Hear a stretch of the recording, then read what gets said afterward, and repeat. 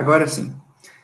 Manuel Bandeira nasceu no Recife, no ano de 1886, filho de um engenheiro que tinha o mesmo nome dele. Ele era Manuel Carneiro de Souza Bandeira Filho, nosso poeta. Teve uma infância muito feliz no Recife, que foi retomada em vários dos seus textos, com um saudosismo muito grande pelas pessoas, pelos locais, das ruas de Recife. Mudou-se para o Rio de Janeiro e, aos 17 anos, entrou como aluno de arquitetura da Escola Politécnica. Aos 18 anos, ele descobre que é portador da tuberculose. E aí ele cancela os estudos e passa a fazer uma via sacra entre cidades altas do país e algumas da França, em busca de melhores áreas para o tratamento dessa doença que até então era pouco conhecida, assim, né, o seu tratamento na época. Ele vai para Teresópolis, para Petrópolis, e depois fica um tempo no sanatório de Clavadel, na Suíça, onde ele toma conhecimento da poesia parnasiana e da poesia simbolista francesa. Lá ele faz alguns amigos, começa a ler, começa a escrever, e em 1917, já de volta ao Brasil, ele publica o primeiro livro dele, A Cinza das Horas, que tem uma temática muito pessimista, em que ele vê a morte como algo sempre muito próximo a ele, como algo que pode aparecer a qualquer momento. Então é um livro bem pesado, é um livro bem triste, porque é um poeta totalmente desiludido de sua vida social, de sua vida profissional, por conta de uma doença que não tinha cura, certo? Só que esse sentimento da morte como sendo algo ruim, com o tempo, passa a se tornar algo cotidiano ao poeta. O poeta encara a morte todos os dias da vida. E vida essa que durou até os 82 anos, né? Em 1968, quando ele vem a falecer. Então, com o passar do tempo, você vê, lendo os livros de Manuel Bandeira na ordem de publicação, você percebe na mentalidade do poeta uma mudança da forma como ele trata a morte. Porque a morte era vista antes como uma coisa que causava medo, preocupação, angústia, dor, tristeza. E a morte, no entanto, passa a ser vista com o tempo como algo natural da vida humana, que não deve ser pensada. Simplesmente Manuel Bandeira passou a viver a vida sem pensar na morte. E a hora que ele para de pensar na morte, a morte passa a ser uma colega de quarto dele, como se ela morasse com ele, mas não o incomodasse mais, sabe? Ele convive com ela e resolve parar de pensar nela, e quando ela quiser levá-lo embora, ela que leve, enquanto isso ele vai fazer a vocação que lhe foi dada, que é escrever poesia, trabalhar. Ele foi professor de literatura em diversos colégios, inclusive na Faculdade Nacional de Filosofia do Rio. Foi amigo de grandes nomes da literatura, como os outros dois que serão estudados no debate de hoje, Oswald e Mário. Foi amigo de Ronald de Carvalho, Menotti da Picchia. Influenciou muito a poesia de Carlos Drummond de Andrade. Outros nomes das próximas gerações do modernismo que a gente ainda vai estudar, como Vinícius de Moraes, Jorge de Lima, Paulo Mendes Campos, Mário Quintana.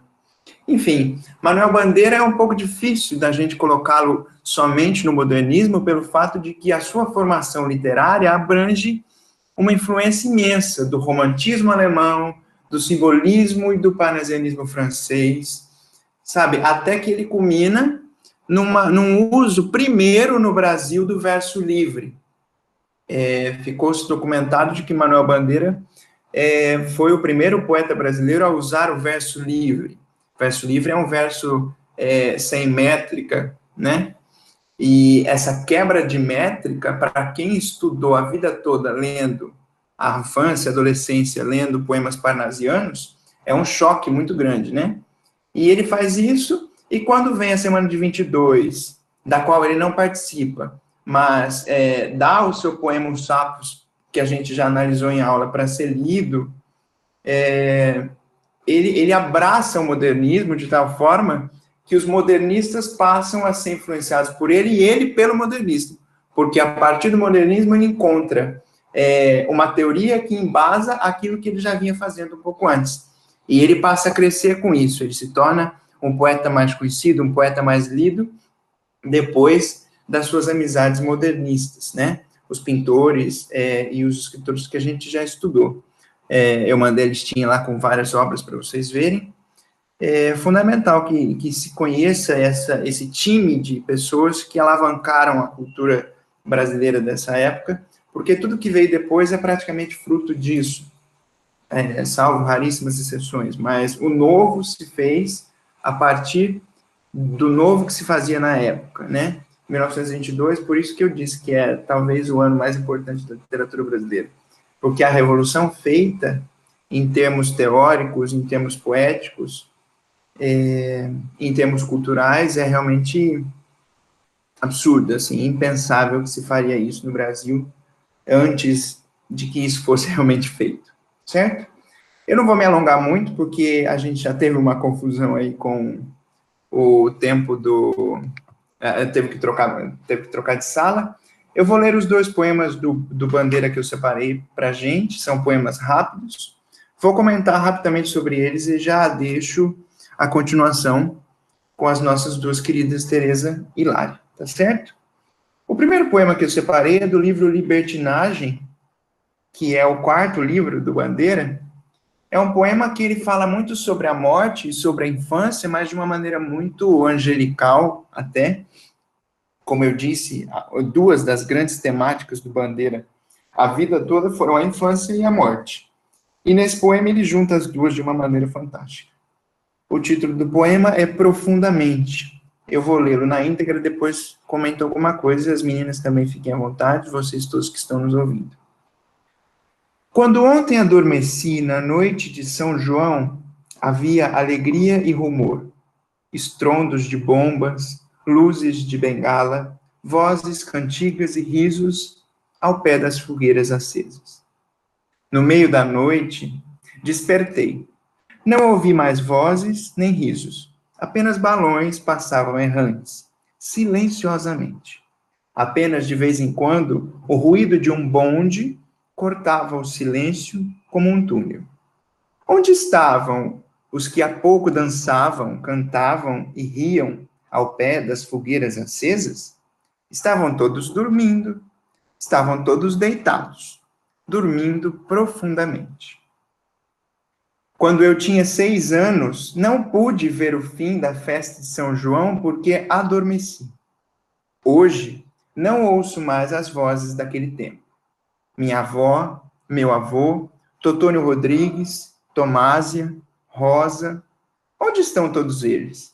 Estão todos dormindo, estão todos deitados, dormindo profundamente.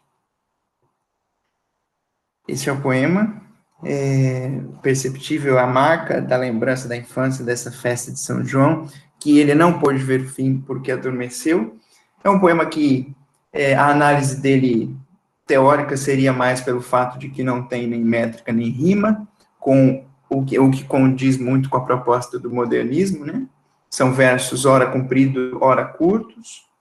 Um poema totalmente livre de regras, mas que exprime uma mensagem muito essencial dessa passagem do tempo, em que muitas vezes, quando você é criança, você muitas vezes não tem a dimensão de que tudo aquilo um dia vai passar e que tudo vai se transformar em saudade, né?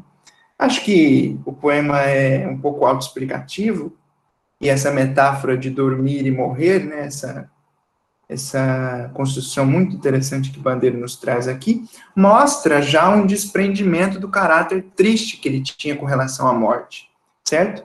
Aqui a morte é vista de uma maneira tão doce que ele não fala em morte em nenhum momento, ele fala que eles estão dormindo profundamente.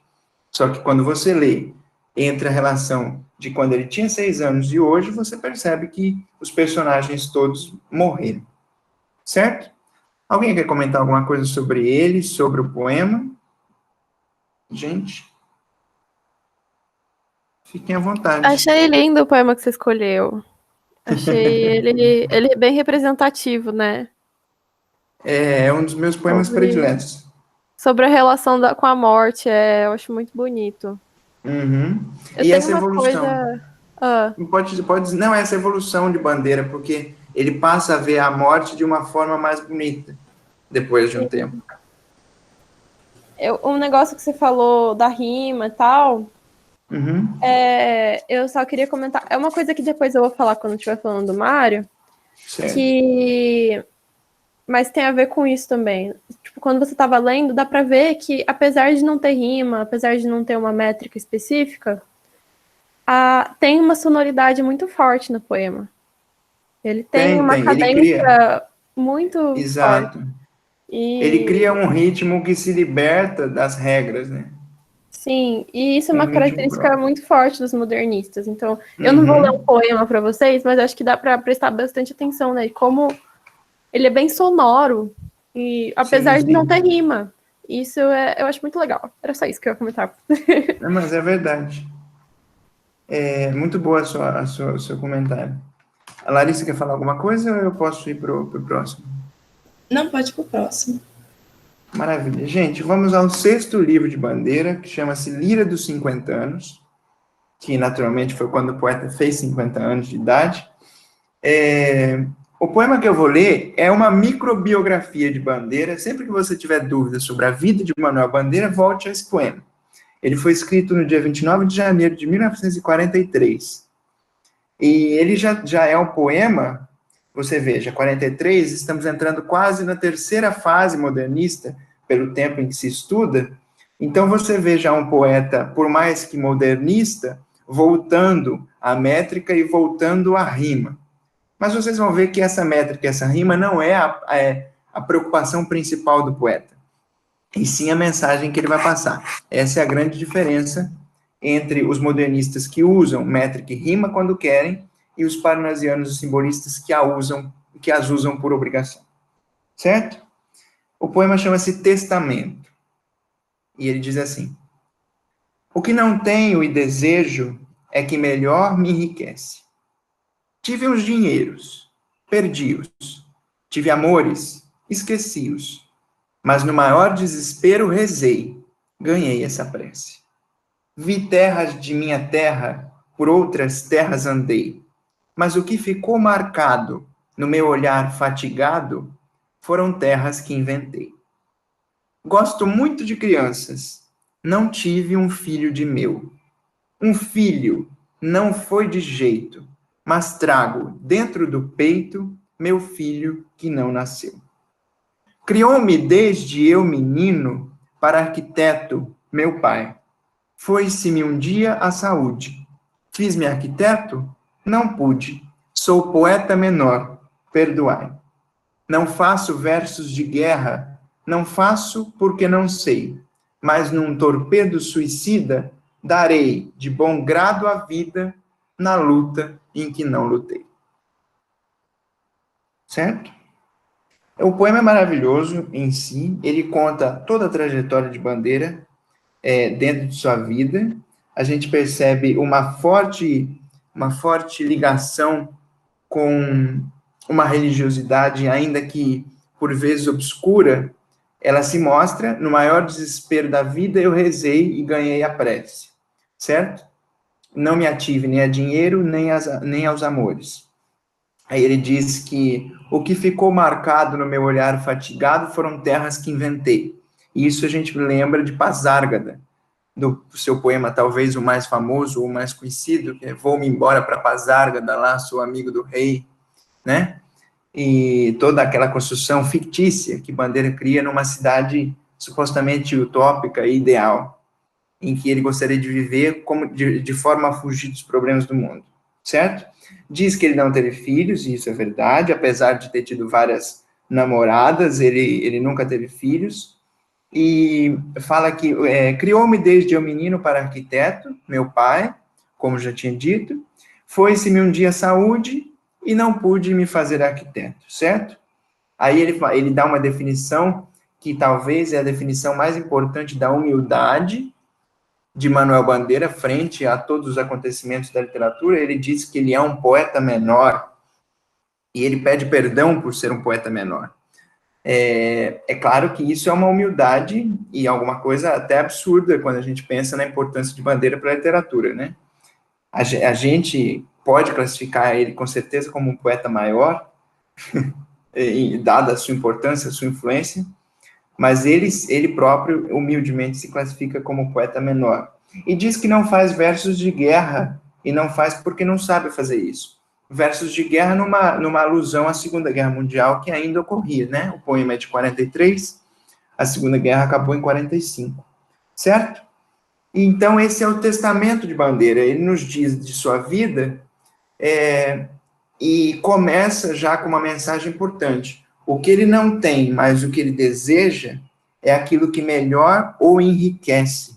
Então, ele não tinha saúde, mas ele a desejava. Sabe, ele não tinha um relacionamento fixo, um casamento, filhos, no entanto, ele desejava. Então, esse desejo é que o enriqueceu, certo? É mais ou menos isso. Eu não sei se vocês têm alguma coisa a comentar sobre, eu acredito que eu falei um pouco sobre cada uma das estrofes, dando a entender que o Testamento de Bandeira foi deixado como uma mini biografia de sua vida, de modo que a gente pode sempre vir ao poema quando nos resta alguma dúvida. Bandeira é sempre muito biográfico nos seus poemas, autobiográfico. São muitas lembranças, muitas coisas que ele volta. Certo? De novo, outro poema muito bonito. Eu gosto bastante dele também. É isso que eu ia comentar, o Juan comentou, é triste, só que ao mesmo tempo é um triste confortável, né? Um triste que você sente, mas ao mesmo tempo não é aquela tristeza dos românticos, é aquela tristeza que você aceita e compreende como bonita. Uhum. E essa coisa da aceitação que parece que ele ganha com a morte, né? Sempre que eu tenho alguma dúvida com relação ao que escrever ou ao que pensar sobre a morte, eu leio Manuel Bandeira, porque ele parece que foi a pessoa que mais soube pensar a morte de diversos pontos de vista, sabe? Até concluir de que a morte não deve ser pensada. Mas então, os versos dele me dizem muito sempre sobre a morte e sobre a vida mesmo, o que a gente deve saber saudar, saber lembrar, né? Acho que é isso, gente. Se eu for falar de Bandeira aqui, a gente vai ficar até o fim do dia, vocês precisam falar também. Muitas coisas boas. Bandeira é realmente muito... Eu acho que ele é bem profundo, ele trata de coisas que os outros modernistas não estão pensando. Exato, eu acho que isso torna ele bastante maduro sobre o pensamento da existência humana, assim, no geral, sabe? Acho que é por conta da própria idade, né? Porque Bandeira, quando o modernismo se faz com a Semana de 22, Bandeira já era um cara, né? Já era quase que um tiozão, né? Judiação. Sim, mas eu acho que tem a ver com outras coisas. Tipo, ele foi obrigado a enfrentar que a morte estava ali no pé dele desde muito cedo, desistir da vida dele, mas no final foi ele quem viveu mais. A gente vai ver que o Mário morreu em 45, então ele não tinha doença. O Oswald também morreu novo, Então eu acho isso bem irônico, na verdade. É muito irônico, porque ele pensou sempre sobre coisas que as pessoas que estavam vivendo com saúde não tinham por que pensar. E, no entanto, ele acaba vivendo mais que os outros, e graças a Deus, né? Porque, tipo, ele produziu uma obra em que todas as suas concepções, as suas ideias foram retratadas, né? Mas é isso, minha gente. Agradeço a audição de Bandeira. Se puder, procurem sempre poemas de Bandeira. São sempre maravilhosos. E fiquem agora com as nossas 2 estrelas. Quem vai agora, Lari? Você quer falar o que eu falo? Você que sabe. Como o meu é mais curto, eu acredito, então eu falo e você finaliza, pode ser? Tudo bem. Tranquilo. Então vamos falar sobre Oswald de Andrade. Ele nasceu como José Oswald Nogueira de Andrade, em São Paulo. E é interessante falar que nessa época São Paulo estava bombando de várias coisas acontecendo.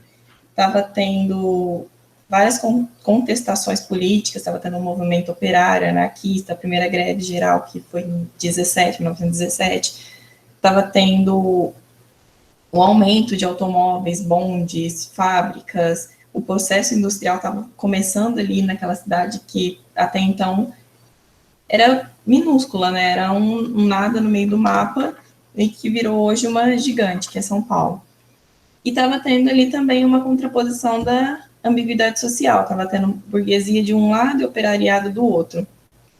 E nesse contexto, o Oswald, ele estava inserido, ele nasceu ali, e ele era muito conhecido pelo seu temperamento audacioso, por ser um inquieto, por ser um brincalhão, irônico, um anarquista, tanto é que ele foi filiado do Partido Comunista Brasileiro, depois ali por volta de 1929, quando acontece a quebra da Bolsa e tudo mais, e tudo isso mostra e reflete que ele tinha uma alma muito inquieta, uma alma muito rebelde, que não aceitava aquela mesmice, aquele padrão, aquela coisa que os anteriores a ele tinham trazido, né? Então, ele não queria permanecer com aquela mesmice, e ele tinha essa ânsia de liberdade. Então, ele pregava uma liberdade tanto na construção dos textos, deixando de lado as formalidades que eram encontradas em períodos anteriores. Ele buscava principalmente formar uma identidade nacional, que ele acreditava que a cultura brasileira ela tinha relevância. Então, era uma cultura que deveria ser exportada e deveria ser feita de dentro para fora. Então, não o contrário, né? Não deveria trazer do exterior para cá e copiar e fazer uma coisa que lá fora já estava sendo criada. Então, por que não fazer uma coisa nacional? Por que não fazer alguma coisa brasileira mesmo? E nessa ânsia, nessa vontade de mudar, ele se juntou ao grupo dos 5, né, que o Márcio já deve ter comentado na aula, e foi desenvolvendo até chegar na Semana da Arte Moderna e chegando em todo o parâmetro do modernismo. E ele sempre foi muito fiel ao projeto do modernismo em si, ao projeto da ideia, do conceito, e, sobretudo, ele foi fiel às rupturas com o passado. Então, ele não queria manter a ideia de ter um padrão, de seguir uma regra, e isso ele traz bastante nas suas obras.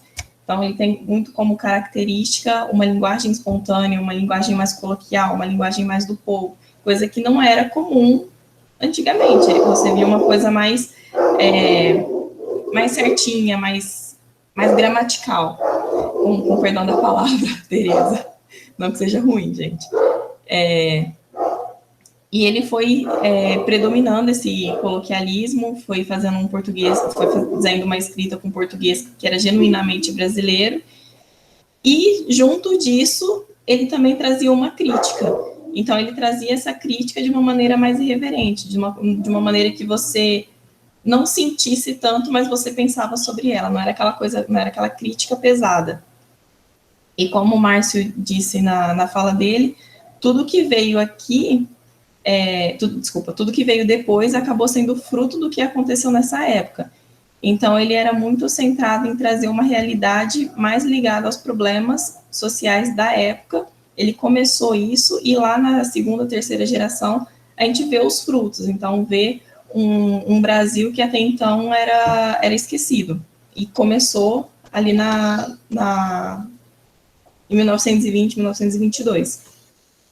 E com tudo isso, ele escreveu o Manifesto para o Brasil, que foi publicado no jornal Correio da Manhã, em 18 de março de 1924, que é considerado um dos mais importantes manifestos do modernismo, e ele defendia principalmente uma arte mais original, uma arte que não fosse tanto influenciada pelos modelos já estabelecidos, pelos modelos que já tinham sido criados lá fora.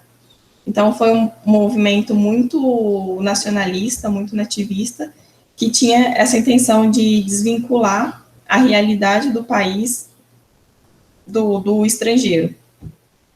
E ele defendia que tinha que ser essa poesia exportada, né? Então, tinha que ser uma coisa que mostrasse o produto cultural, que mostrasse a arte brasileira, que mostrasse uma coisa mais pura do Brasil, assim como foi o pau-brasil, foi a nossa primeira riqueza exportada. Então, por isso que foi o Manifesto do Pau-Brasil.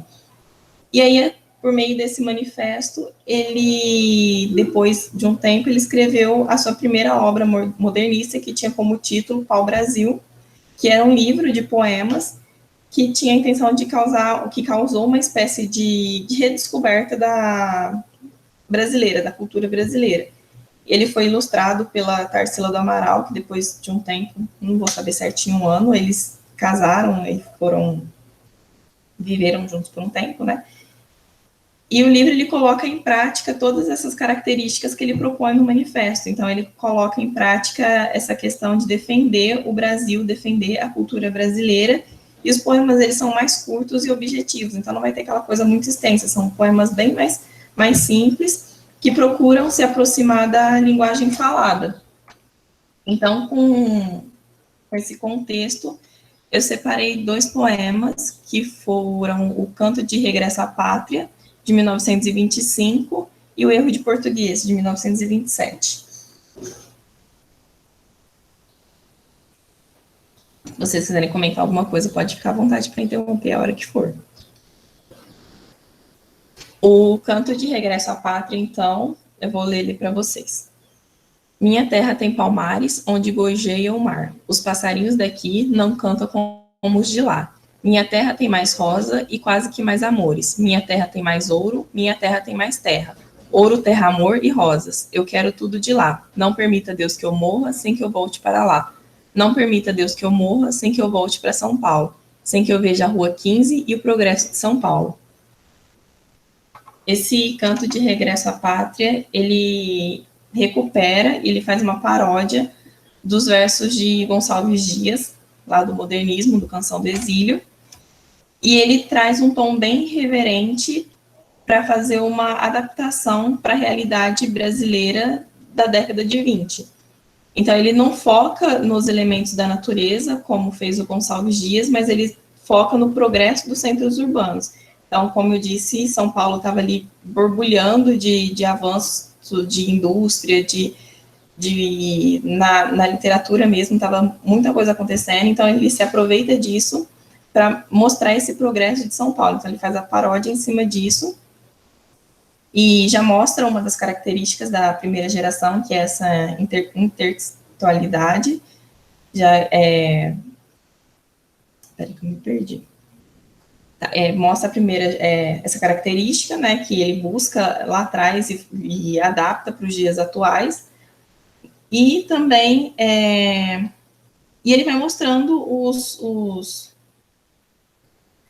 contexto da São Paulo moderna. Então, ele utiliza, por exemplo, o Quase que Mais Amores, para mostrar que nem tudo é redondinho, nem tudo é bonitinho, como estava mostrando os românticos, como eram expostos nos moldes românticos. Então, ele recusa esse molde e coloca ali, nem tudo, né, quase que mais amores. Então, tem uma rachadura ali no caminho, nem tudo dá para ser tão perfeito. E aí dá para lembrar um pouco também, trazendo para os dias atuais, dá para lembrar da música do Lulu Santos, né? Não desejamos mal a quase ninguém. Então, por mais que a gente tente andar na linha, tente entender o outro, compreensão, empatia, mas às vezes a gente vai falhar. Então, o quase é para mostrar essa característica de não dá para ser 100% perfeito. Às vezes, no meio do caminho, vai acontecer algumas falhas ali. E também, quando ele diz sem que eu veja a Rua 15, ele traz uma das mais importantes ruas de São Paulo da época, que foi a 15 de novembro, que era um dos lugares mais chiques, era onde tinham muitos edifícios, tinham a sede de vários jornais, vários prédios de grandes jornais, tinham restaurantes, era onde estava concentrada a burguesia paulista ali, era na 15 de novembro, depois, ali pela década de 1970, foi um centro bancário, e só depois disso que virou Rua de Passagem, que ela perdeu sua importância. Então, bem dizer, até ali 1970 era um grande espaço, um grande encontro para a grande elite, vamos dizer assim, de São Paulo. E ele traz todo essa modernidade, todas essas questões no Canto de Regresso à Pátria.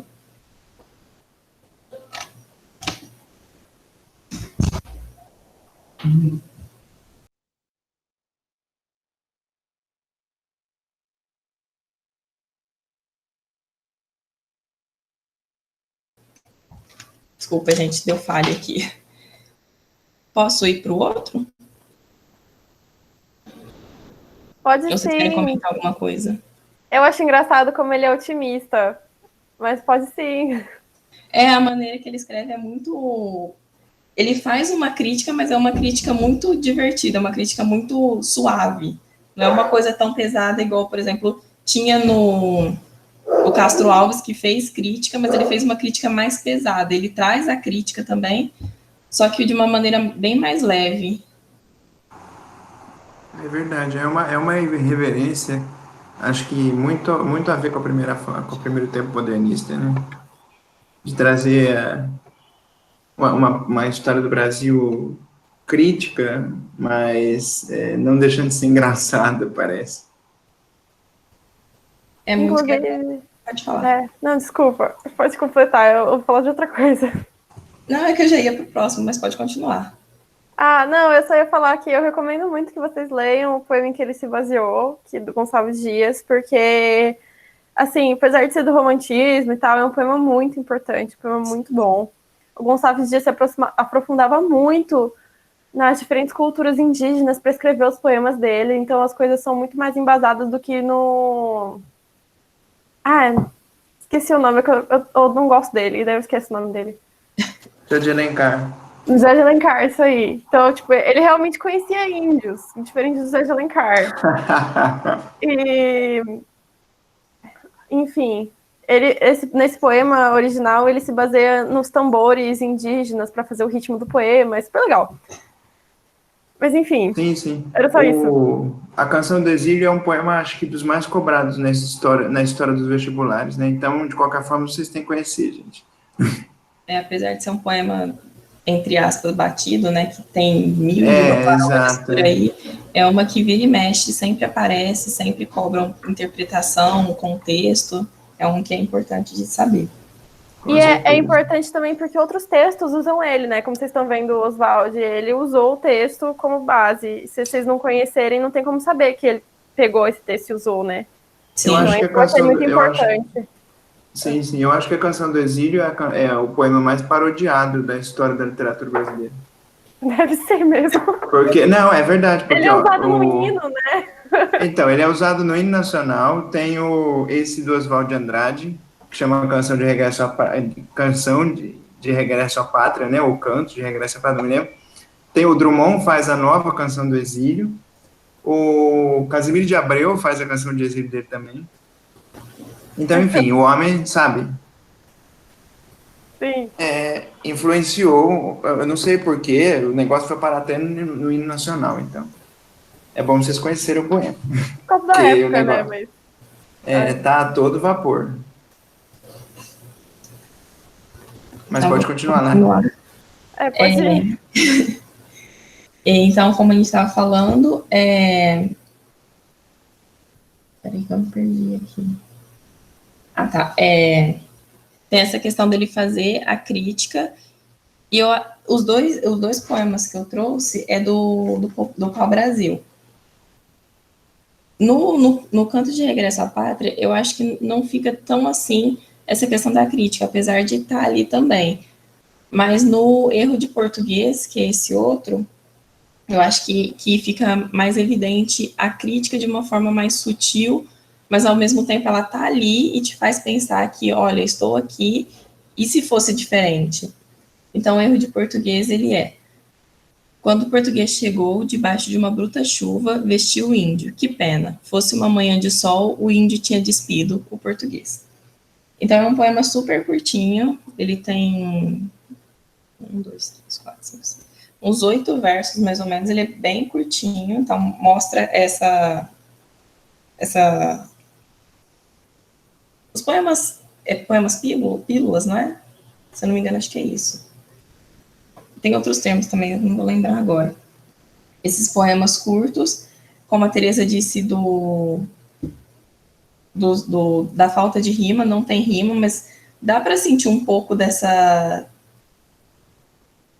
melodia, e traz essa questão da crítica. Então, ele está ali falando do processo de colonização e mostrando que, e se fosse diferente? O Brasil tem uma cultura, já tinha alguém vivendo aqui, e se o português tivesse dado a oportunidade dos indígenas que aqui estavam de mostrar, olha, a nossa, agora está chovendo, mas se for numa época de calor, de sol, pode ser diferente. Então, se o português tivesse dado a oportunidade de uma coisa mais pacífica, será que a história seria diferente? Será que a colonização teria um outro rumo?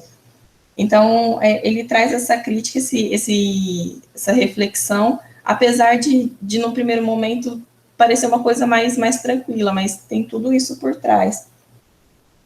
E também o vocabulário coloquial, né, que também é outra característica que ele traz, que é uma das características do modernismo. Então, ele fala, debaixo de uma bruta chuva, cadê?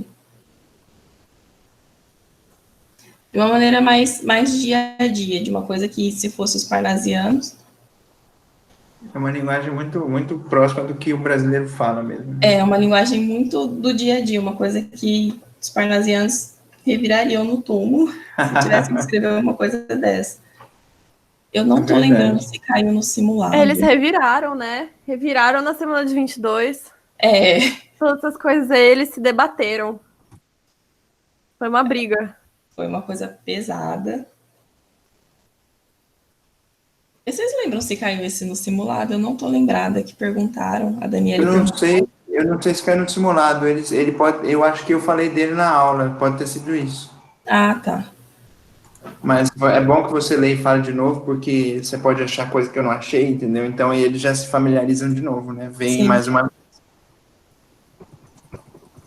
Então era só isso, era realmente muito curtinho que eu trouxe. Se vocês quiserem comentar mais alguma coisa. Foi ótima. Achei tudo muito bom. Acho que casou tudo muito bem, para a gente saber bem, ter uma noção boa, né, de como que é o modernismo. É minha vez, então? É sua vez. Como que vamos, né? Beleza. Eu vou apresentar aqui o negócio, porque era o Mário, eu me empolguei, gente, me perdoem. Então, deixa eu me organizar aqui um minuto. Eu vou ler uma parte de um trecho para vocês aí, então eu fiz um PowerPointzinho. Dá para ver?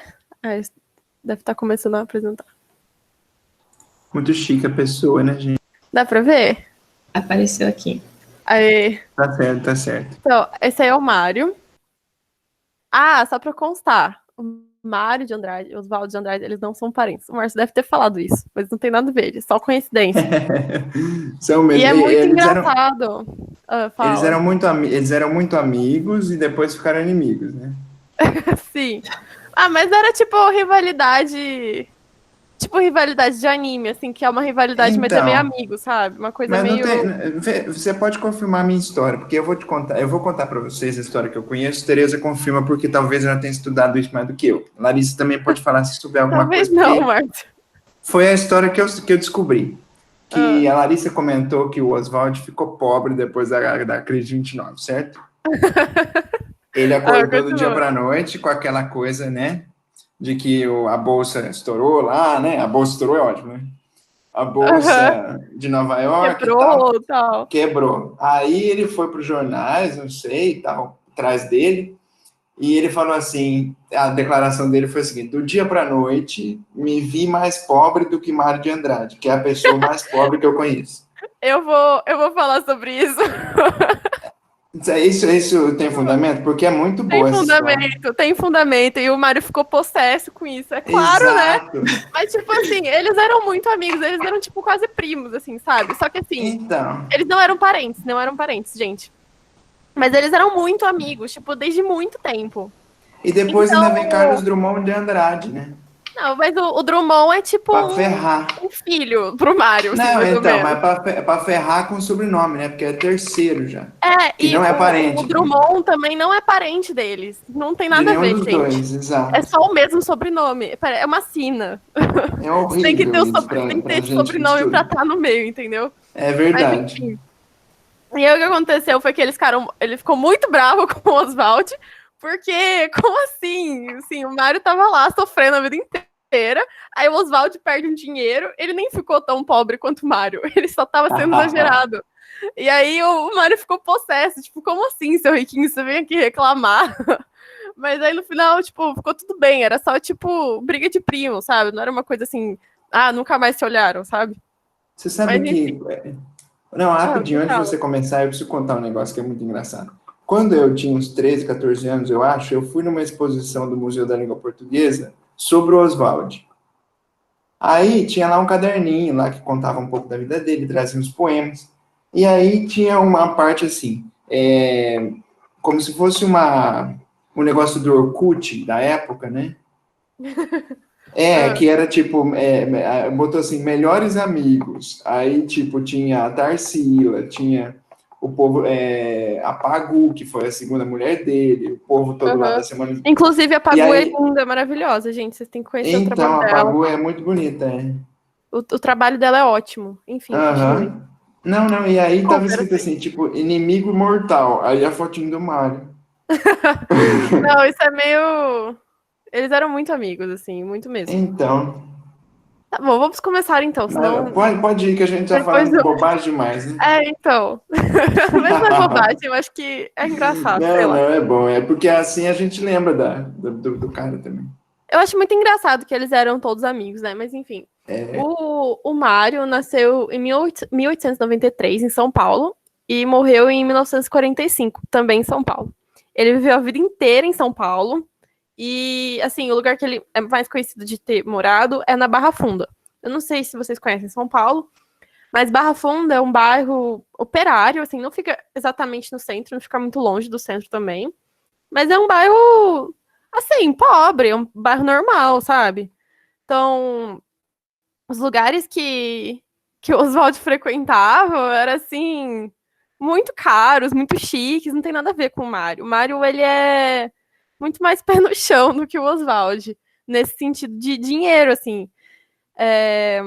O Mário, ele foi formado em um conservatório de música, ele é estudioso de música, de folclore, arte e fotografia. Então, na questão da música, é muito importante para o Mário. Ele estudou música, não, assim, a música erudita, a música clássica, ele era professor de piano. E ele também era estudioso de música tradicional, música de folclore, coisas mais populares. E isso é muito importante para a obra dele, porque ele busca integrar tanto a parte erudita com a parte folclórica popular na obra dele. Ele acha que isso é central na cultura. É a questão do movimento antropofágico, não sei o quê, que é você pegar o exterior e digerir, usar as partes boas, sabe? Que eu acho que o Márcio deve ter falado disso na aula. Falei sim. E ele é muito a favor disso. O Mário, essa assim, é uma coisa muito dele. Vai dar pra ver daqui a pouco, quando eu for comentar o trecho que eu escolhi. Ele foi envolvido diretamente com o movimento modernista em São Paulo. Ele era amigo muito pessoal de Oswald de Andrade, assim. O Manuel Bandeira, ele era amigo deles, mas não era uma coisa assim, porque os dois, o Oswald e o Mário, eles eram da mesma cidade, então a convivência é diferente, né? E aí eu coloquei uma lista das principais obras, mas assim, o Mário tem muita obra, ele escreveu muita coisa. Então aqui as principais são Macunaíma, Paulicéia Desvairada, Logo Caque, Lira Paulistânia e A Escrava que não era Isaura, e vários outros. Esqueci de falar, mas ele foi secretário da Cultura na cidade de São Paulo, por um tempo. Aí depois entraram gente que, tipo, desfizeram tudo que ele fez, mas, assim, ele fazia vários projetos de inclusão de cultura erudita nos bairros mais populares e tal, assim, uns projetos bem legais dele. Enfim, vamos para o próximo. Essa é Paulicéia Desvairada, que é o primeiro livro dele. de poesia, que foi um livro basicamente que foi o primeiro livro dele, Márcio, me corrige. Não Não foi o é, primeiro né? livro dele. Me diga. Calma aí. Em 1917, se eu não estou enganado, eu posso estar errado pela data, hein? Mas ele publicou um livro que chama-se Há uma gota de sangue em cada poema. Tem razão, você tem razão. Que é um livro fora do modernismo. Só que ele não gostava desse livro. Então, mas eu acho que foi por isso, porque, enfim... É porque Paulicéia Desvairada é o primeiro livro que ele coloca... É a inauguração com o modernismo. Não, você tá certo, Marcos. Porque eu sei que... Não, mas fica tranquilo. Isso aí, acho que, assim, não tem tanta importância, porque ele mesmo não gostava do livro, e depois ele juntou esse livro com outros 2, que eu não sei se é teatro, se é romance, eu não sei. Ele juntou em 3 volumes que ele tinha publicado antes da Semana de 22, num compilado que ele chamou de Obra Imatura. Então, tipo, ele meio irônico. Ele mesmo disse que aquilo não prestava. Geralmente, quando o pessoal da crítica literária diz essa é a obra imatura do tal autor, é um termo técnico de classificação de literatura. Ele mesmo se classificou, né? Enfim. Ele já fez isso para que os outros não falassem dele, né? Enfim. É bom isso. Mas esse é o primeiro livro modernista, assim. Exato, um grande livro. E ele foi publicado, assim, em 1922. Então, e na verdade ele foi, em parte, uma resposta a coisas que falavam sobre ele. Ele falou, não vou deixar as pessoas ficarem falando sobre mim, vou eu mesmo me falar sobre mim. É bem a cara dele isso, né? Sim. E tem muitas coisas no livro que falam muito sobre a definição das propostas do modernismo da época, e principalmente do que era modernismo pro Mário. E ele é considerado um manifesto modernista, principalmente o Prefácio Interessantíssimo, que é o nome do prefácio, chama Prefácio Interessantíssimo. Que ele diz sobre qual a visão dele sobre o modernismo, sobre o movimento que ele está criando junto com os outros lá. E por mais que não seja tão conhecido quanto Pau-Brasil e tal, porque estavam falando muito sobre o Mário de Andrade é isso, o Mário de Andrade é aquilo. Ele falou, não vou deixar as pessoas ficarem falando sobre o que é minha poesia, eu mesmo falar o que eu estou pretendendo fazer. E aí isso é o prefácio. E aí tem vários poemas, né? O livro de poemas. E é um livro de São Paulo. Então, reparem que chama Pauliceia, por causa de São Paulo. E Desvairada é louca. Então, eu acho que tem tudo a ver com o modernismo. Só que o Mário, ele, assim, por mais que o Oswald critique muito as coisas e tal, ele tem uma visão muito otimista. Que, assim, particularmente, eu vejo como uma coisa muito relacionada com... o lugar que ele está inserido socialmente, né? Ele não é uma pessoa que vive num bairro operário de São Paulo. Ele é uma das pessoas que tem um dinheiro. Ele vai para Paris nas férias. É outra vibe, sabe? Na época desse livro, principalmente. E o Mário, ele tem uma visão muito otimista sobre o que é o Brasil e o que pode ser o Brasil, mas ao mesmo tempo ele é meio deprimido, assim, nos poemas. Dá pra perceber, assim, que é um pouco ambíguo. E aí eu coloquei a capa do livro, porque eu lembro quando eu estava tendo essa aula na faculdade, o professor falou disso, e eu achei muito legal. Que é esses losangos que tem aqui, tem a ver com um personagem da literatura italiana, que é o Arlequim. É da literatura popular italiana. Que é um personagem meio triste, meio feliz. Ele aparece no carnaval italiano, e ele é todo divertido, mas ao mesmo tempo ele sofre. E ele meio que faz graça do próprio sofrimento. E é um pouco isso, o livro. São Paulo é caótica, tem muitos problemas, mas ao mesmo tempo ele faz graça desses problemas e canta sobre São Paulo mesmo assim. E é um pouco isso. Vamos ler o prefácio um pouco. Eu não coloquei o prefácio inteiro, porque ele é enorme. Eu selecionei umas partes, assim. Nem sei se vai dar para ler tudo, mas vocês me interrompam a qualquer momento. Isso aqui não é um poema, então eu acho que fica mais fácil de parar, né? Quanto ao tempo, não se preocupe. Eu acho que você vai dar aula 7 só, né? Sim. Então, acho que tá tranquilo se passar um pouco. Acho que sim. Mas então, me parem na hora que vocês quiserem, que aí a gente comenta as partes, né? Talvez eu pare no meio para comentar. Então, vamos lá. É um prefácio ao leitor. Leitor, está fundado o desvairismo. Este prefácio, apesar de interessante, inútil. Alguns dados, nem todos, sem conclusões. Para quem me aceita, são inúteis ambos. Os curiosos terão prazer em descobrir minhas conclusões, confrontando obra e dados. Para quem me rejeita, trabalho perdido explicar o que, antes de ler, já não aceitou. Olha, ele é bem afrontoso, né? Tava todo mundo falando, você é isso, você é aquilo.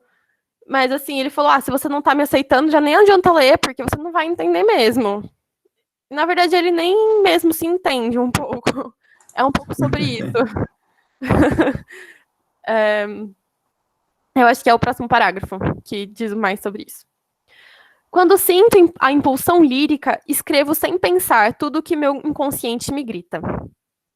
Penso depois, não só para corrigir, como para justificar o que escrevi. Daí a razão deste prefácio interessantíssimo. Então, repare, ele é o prefácio, mas ele pensou sobre ele depois. Então, o prefácio não foi escrito antes do livro, ele foi escrito depois do livro. Para corrigir e justificar o que ele escreveu. Ele não está falando só sobre o processo de criação dos poemas em si, mas também da criação do livro como um todo. Ele tem impulsão lírica, e ele escreve o que o inconsciente dele grita. E eu acho muito legal essa história da impulsão lírica, impulsão de escrever o poema. Isso remete muito aos gregos, que, sim, eu acho que o Márcio falou disso com vocês, novamente, não vi as aulas, mas no gênero épico, na Grécia Antiga, toda vez que Homero... Eu não falei não, pode falar. Toda vez que, sei lá, você tenha... É porque isso não é literatura brasileira, né? Não é literatura portuguesa, então nem tem por que falar.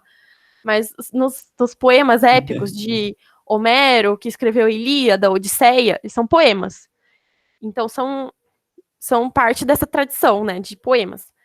E antes de escrever esse poema, eles começam gritando para as musas, para ter inspiração. É como se eles não escrevessem por si só, mas a musa, que é um ser mitológico mesmo, que já viu toda a história, vai contar para o poeta o que é para ele escrever. Então, essa impulsão, essa inspiração vem para o poeta e ele escreve no impulso. Não é uma coisa que ele passa laborando, que é uma coisa que os parnasianos fazem. Os parnasianos, eles param, sentam e ficam trabalhando o poema, não sei o quê.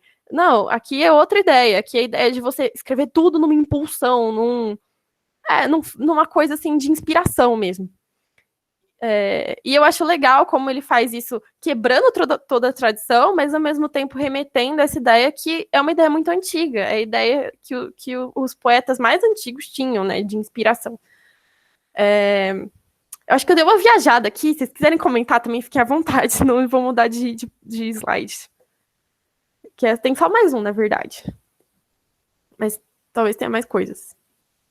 Não, nada. Vou para o próximo. Tá bom.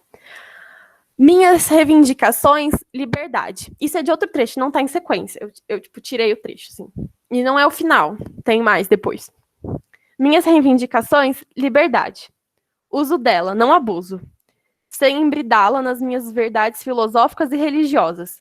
Porque verdades filosóficas e religiosas não são convencionais como a arte, são verdades. Tanto não abuso. Não pretendo obrigar ninguém a seguir-me. Costumo andar sozinho. Virgílio e Homero não usaram rima. Que eu preciso explicar um pouco. Virgílio e Homero são os autores gregos antigos. Não, quer dizer, o Homero é grego antigo. E o Virgílio é latino. Homero escreveu Ilíada e Odisseia e Virgílio escreveu a Eneida, que são as 3 grandes obras épicas em poesia. E eles não usavam rima realmente. As poesias épicas gregas antigas não têm rima. O que elas têm é uma coisa diferente, que eles usam o ritmo da fala para marcar o tempo do poema. Então, uma coisa que é importante é saber que o poema nasceu como uma coisa para ser cantada. Então, a Ilíada e a Odisseia, elas são em versos, mas elas eram cantadas, né? Elas eram música. E a poesia nasceu assim, como música. Então, eles não usavam rima, mas eles tinham a música na poesia deles. E ele continua. Virgílio, Homero tem assonâncias admiráveis. Que é isso que faz a música, né? A língua brasileira é das mais ricas e sonoras, e possui o admirabilíssimo ão.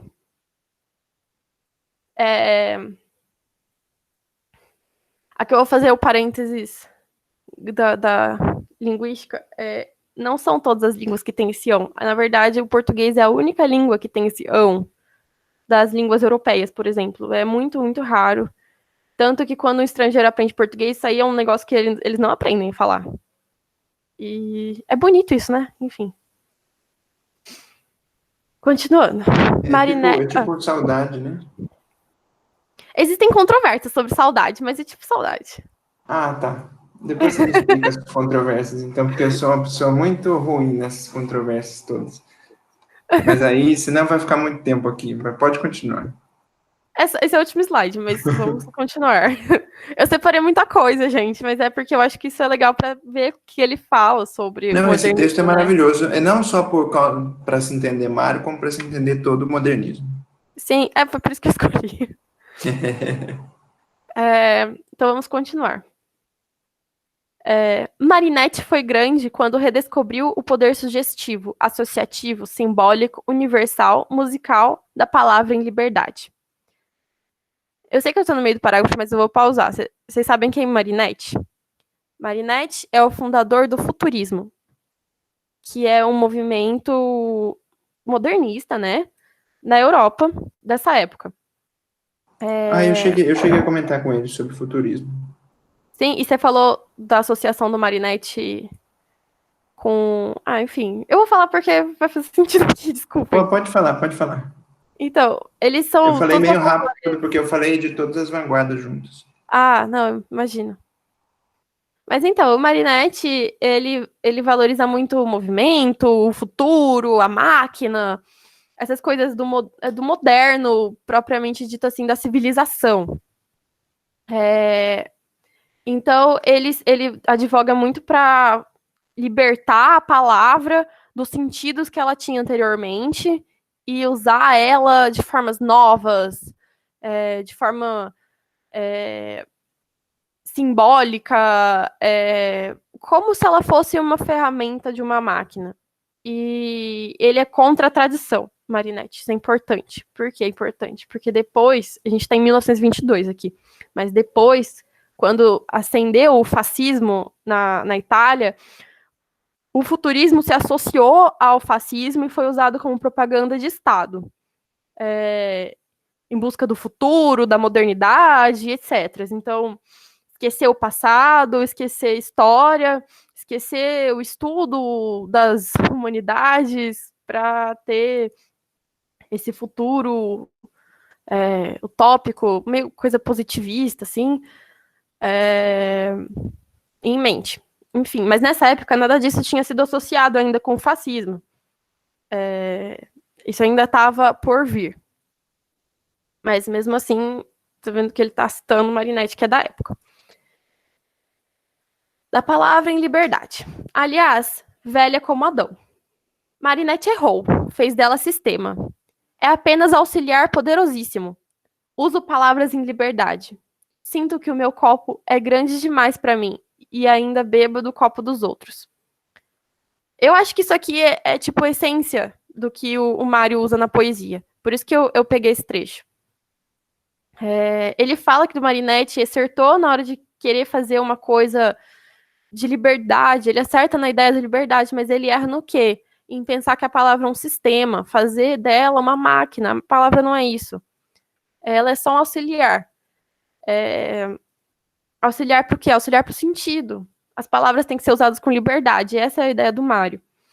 Que ele pensa que, quando ele diz o copo dele é grande demais para ele mesmo, então ele tá falando que todas as referências que ele pode usar, toda a inspiração que pode chegar nele é tão grande, e ao mesmo tempo ele ainda pega coisas de outras pessoas. Então aqui nesse texto ele citou Virgílio, Homero, que são clássicos gregos, e aí ele ainda fala do Marinetti, e ao longo do texto, do resto desse prefácio, ele fala de muitos outros. Então aqui ele fala até de Adão, tá citando a Bíblia. Então, ele além de falar do Brasil que ele quer falar, da realidade dele, ele ainda pega das outras. Ele ainda bebe do copo dos outros. Mas mesmo assim, reparem que ele não só bebe aleatoriamente. Na hora que ele fala do Marinetti, ele tá falando que ele errou. Então, ele também pega e diz o que os outros disseram. Isso também é liberdade, a liberdade que ele quer numa poesia. Não sei, eu acho que era meio isso que eu tinha pra falar. Eu deixei o link aqui depois, eu vou mandar pra vocês aqui, da Paulicéia Desvairada pra baixar. Eu recomendo muito que vocês leiam o prefácio, é muito legal. Sei lá, eu acho muito legal. É isso, sei lá. Não tem comentários. Eu acho que eu fui meio longe, assim, umas coisas que eu falei. Às vezes eu dou uma empolgada, viu, gente? Desculpem.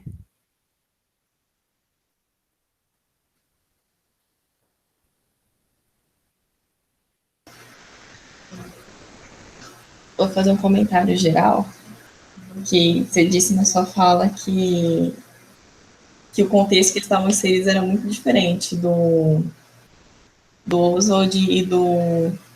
Me fugiu o nome? Do Manuel? Manuel, não. Ai, gente. Manuel Bandeira...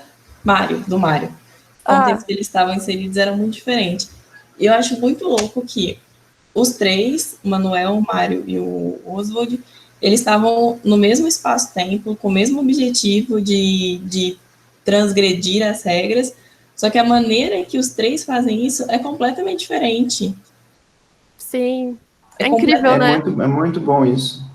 É uma coisa, um parece que é mais contido, o outro tem essa compreensão maior, o outro já é mais, com perdão da expressão, mais porra louca, assim, é mais...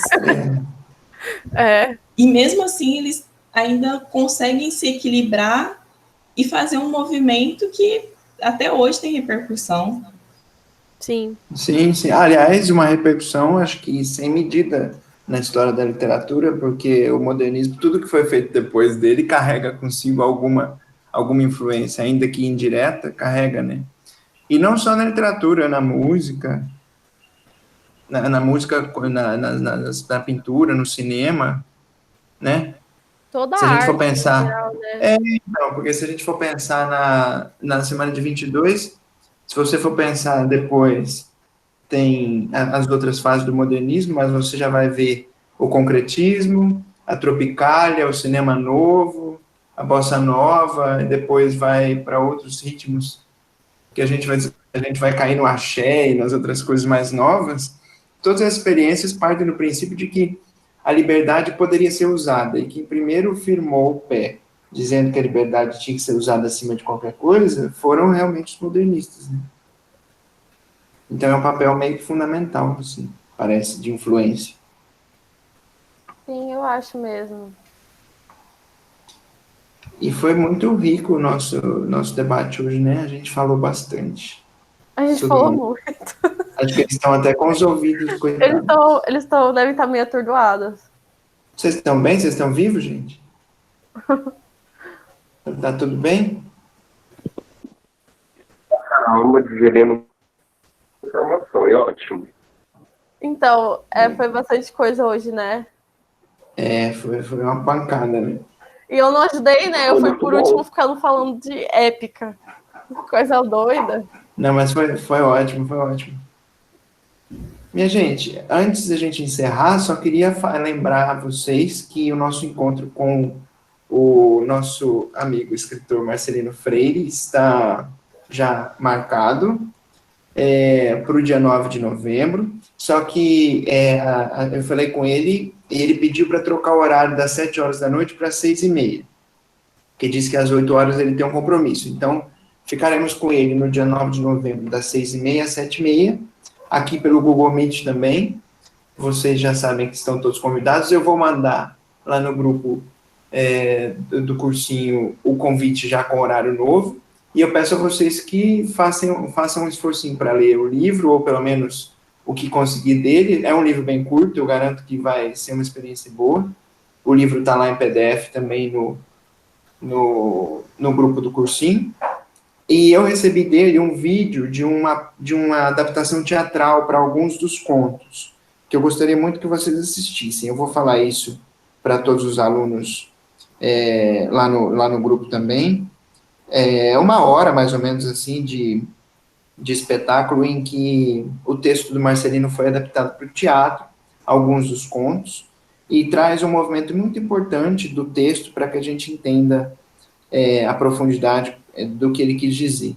Vai ser muito bacana se vocês puderem assistir isso e contribuir com as suas perguntas para ele. A gente vai criar um formuláriozinho para vocês mandarem para a gente as perguntas até tal dia, para a gente poder separar.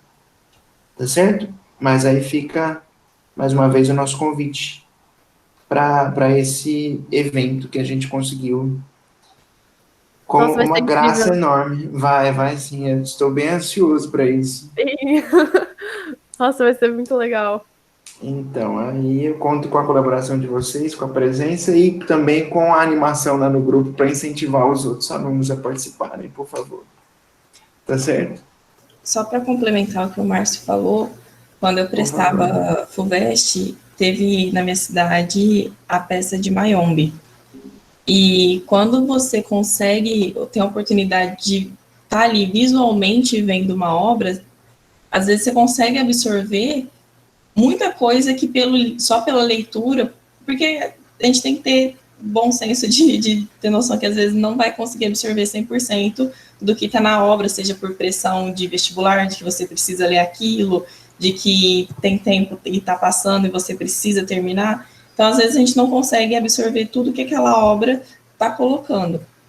E, às vezes, quando você tem a oportunidade de visualmente entender aquela obra, você consegue absorver mais. Você não tem tanta aquela pressão sobre você.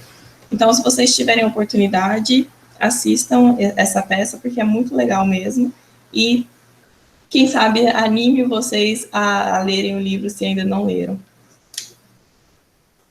Isso mesmo, é muito importante a gente visualizar o que a gente lê em movimento, assim. Eu acho que ajuda bastante. Eu vivi assistindo peça também do Curtiço, do Memórias Póstumas, que às vezes vinha aqui para minha cidade e ajuda bastante. É isso, minha gente. Agradecendo mais uma vez a participação de vocês, a presença e a paciência, né? Mas acredito que tenha sido muito, muito bacana. Para a gente, pelo menos, foi, pode ter certeza disso. Mas a gente está fazendo isso para vocês. Eu espero que vocês tenham gostado. E... vamos animar de ir mesmo nesse negócio do Marcelino. Vai ser muito legal. E a gente daqui a pouco tem aula de gramática, né, gente? Hoje vai ser super importante. Na verdade, eu estou muito animada para a aula. Então, eu espero vocês. Eu fiquei muito feliz com os slides. Vamos ver se vocês vão ficar também. É isso aí. Espero vocês daqui a pouco também. Obrigada pela participação. Esses momentos, para mim, sempre são os mais legais do mês. Então, é maravilhoso, né? Também gosto. Até o próximo encontro. Tchau, gente. Até então.